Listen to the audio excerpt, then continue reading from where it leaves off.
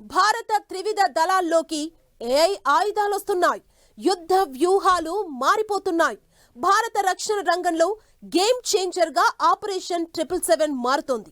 అగ్రదేశాల భాగస్వామ్యంతో సరికొత్త ఆయుధాల్ని తయారు చేయడమే కాదు, భూ, జల, వాయు మార్గాల్లో సరికొత్త అస్త్రాలు, అడ్వాన్స్డ్ ఆయుధాలను అందుకుంటూ జెట్ స్పీడ్తో దూసుకెళ్తోంది ఇండియన్ ఆర్మీ.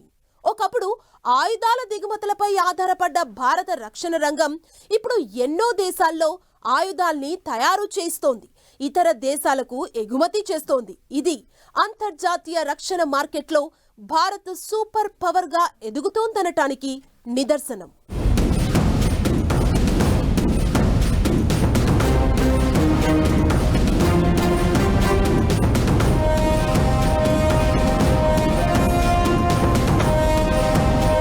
త్రివిధ దళాల్లో ఏఐ ఆయుధాలు, మారుతున్న యుద్ధ వ్యూహాలు, భారత రక్షణ రంగంలో గేమ్ చేంజర్గా ఆపరేషన్ 777, అగ్రదేశాల భాగస్వామ్యంతో సరికొత్త ఆయుధాల తయారీ, భూతలం, జల, వాయు మార్గాల్లో సరికొత్త అస్త్రాలు, ఆయుధాలు, దేశ రక్షణ రంగం ఆర్మీ అమ్ముల పొదిలోకి సరికొత్త ఆయుధాలు, అస్త్రాలు వచ్చి చేరుతున్నాయి. ఆర్టిఫిషియల్ ఇంటెలిజెన్స్ రాకతో ఈ ఆయుధాల తయారీ, వాడకం మరింత పెరిగింది. గ్లోబల్ డిఫెన్స్ రంగంలో కేవలం ఒకే దేశంలో ఆయుధాలు తయారు చేయడమనే పాత పద్ధతి మారిపోతోంది.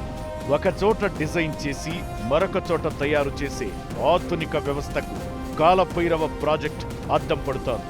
ఇది అంతర్జాతీయ రక్షణ మార్కెట్లో భారత్ను ఒక సరికొత్త సూపర్ పవర్గా నిలబెట్టే ముందడుగు.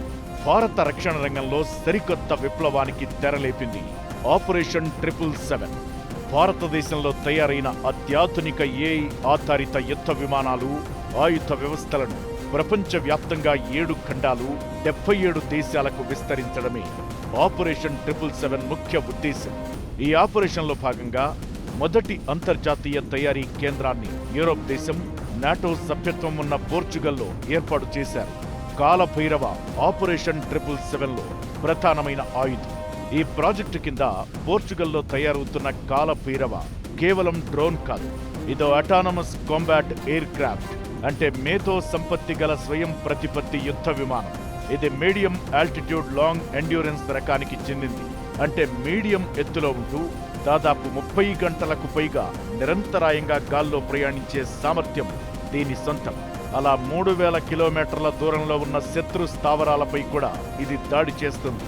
ఇందులో అమర్చిన ఏఐ టెక్నాలజీతో మనుషుల అవసరం లేకుండానే ఇది శత్రువుల లక్ష్యాలను స్వయంగా గుర్తిస్తుంది. హ్యాకింగ్ కు వీలు లేకుండా సమాచార వ్యవస్థలను నిర్వహించడం దీని స్పెషాలిటీ.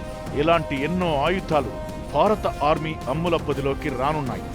ఆధునిక యుద్ధ రంగంలో ఆర్టిఫిషియల్ ఇంటెలిజెన్స్, స్వయం ప్రతిపత్తి గల అటానమస్ ఆయుధాల ప్రాధాన్యత రోజురోజుకు పెరుగుతోంది. భారతదేశానికి చెందిన త్రివిధ దళాలు ఆర్మీ, నేవీ, ఎయిర్ ఫోర్స్ సాంప్రదాయ యుద్ధ పద్ధతులను పక్కనబెట్టి డిజిటల్ ఏఐ టెక్నాలజీ వైపు వేగంగా అడుగులు వేస్తున్నాయి. భారతదేశంలో డిజైన్ చేసిన అత్యాధునిక యుద్ధ విమానం యూరోప్ గడ్డపై తయారవ్వడం మన దేశ రక్షణ చరిత్రలోనే ఇదే ఫస్ట్ టైం. ఒకప్పుడు ఆయుధాల కోసం విదేశాలపై ఆధారపడిన భారత్ ఇప్పుడు ప్రపంచ దేశాలకు ఏఐ సాంకేతికతను ఎగుమతి చేసే స్థాయికి ఎదగడంలో ఈ ఆపరేషన్ ఒక మైలురాయి.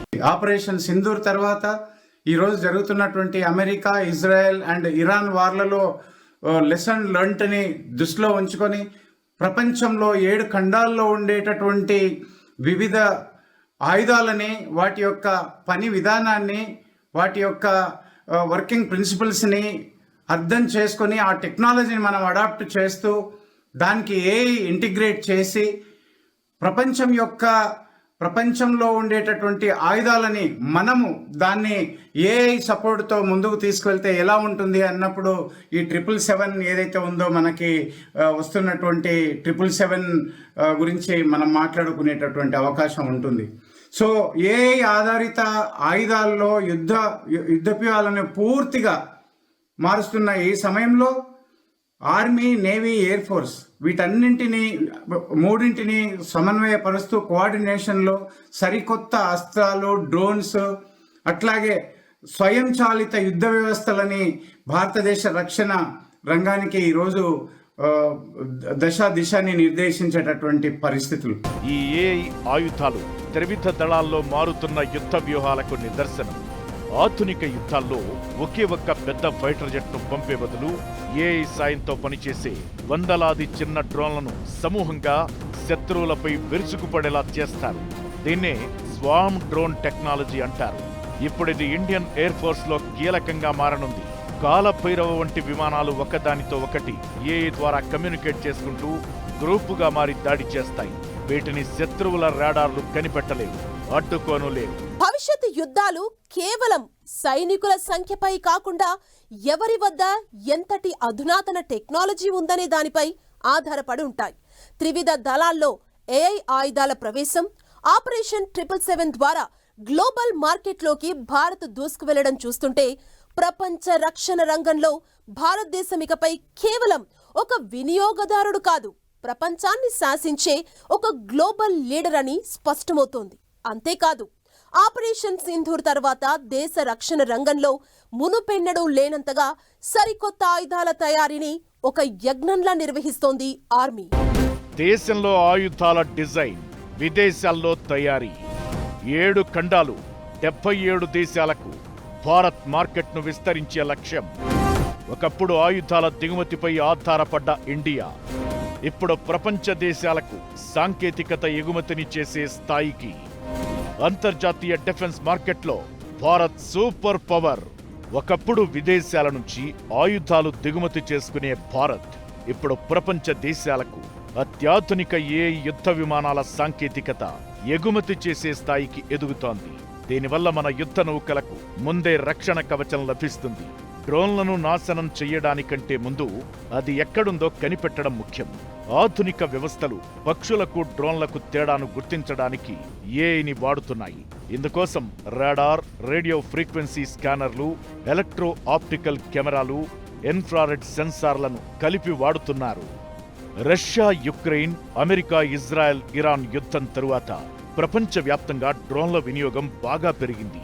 అందుకే భవిష్యత్తు యుద్ధాలలో డిజిటల్, ఎలక్ట్రానిక్ పద్ధతుల్లో డ్రోన్లను గాల్లోనే నిర్వీర్యం చేసే ఈ సాఫ్ట్ కిల్ టెక్నాలజీ అత్యంత కీలకమైందిగా మారింది. రెండో ప్రపంచ యుద్ధంలో జపాన్ పైలట్లు తమ విమానాలతో శత్రువుల నౌకల్ని ఢీకొట్టి ఆత్మాహుతి దాడి వ్యూహాన్ని అవలంబించారు. దీన్ని కామికాజే అనేవారు. ఇప్పుడు అలాంటి డ్రోన్లనే శత్రువులపైకి వదిలి వారికి తీవ్రమైన నష్టాన్ని కలిగించే టెక్నాలజీ డ్రోన్లను కామికాజ్ డ్రోన్లు, బోట్లుగా పిలుస్తున్నారు. ఇరాన్ తన వద్ద ఉన్న వందలాది కామికాజ్ డ్రోన్లు, మస్కిటో బోట్లతో పేలుడు పదార్థాల్ని నింపి శత్రు నౌకలు, యుద్ధ విమానాలు, రక్షణ వ్యవస్థల్ని దాటి దాడులకు దిగింది. వేల రూపాయల ధరల గల కామికాజ్ బోట్లు లేదా డ్రోన్లు కోట్లాది రూపాయల విలువైన కార్గో నౌకలు, ఫైటర్ జెట్లను నాశనం చేయగలవు. స్వీడన్కు చెందిన శాబ్ సంస్థ తయారు చేసిన జిరాఫీ రాడార్ చాలా చిన్న పరిమాణంలో ఉండే డ్రోన్ను దాదాపు 75 కిలోమీటర్ల దూరం నుంచి గుర్తుపట్టగలదు. లడఖ్ లేదా అరుణాచల్ ప్రదేశ్ లాంటి మంచు కొండల్లో సైనికుల్ని పంపి ప్రాణ నష్టం జరగకుండా ఏఐ నిఘా వ్యవస్థల్ని వాడుతోంది ఇండియన్ ఆర్మీ. దీనివల్ల సరిహద్దులో జరిగే చిన్న చిన్న చొరబాట్లను ఏఐ ఆధారిత కెమెరాలు, సెన్సార్లు గుర్తిస్తున్నాయి. శత్రువుల కదలికలను బట్టి రియల్ టైం ఆర్మీ కమాండర్లకు వ్యూహాలు మార్చుకోవడానికి సమాచారాన్ని అందిస్తాయి. సముద్ర భద్రతను పెంచుకోవడానికి ఇండియన్ నేవీ ఏఐ టెక్నాలజీని ఎక్కువగా వినియోగిస్తోంది. హిందూ మహాసముద్రంలో చైనా నౌక కదలికల్ని కనిపెడతాయి. ఎర్ర సముద్రంలో హౌతీ రెబెల్స్ వాడే కామికేజ్ ఆత్మాహుతి బోట్ల ముప్పుని ఇవి సమర్థవంతంగా ఎదుర్కొంటాయి.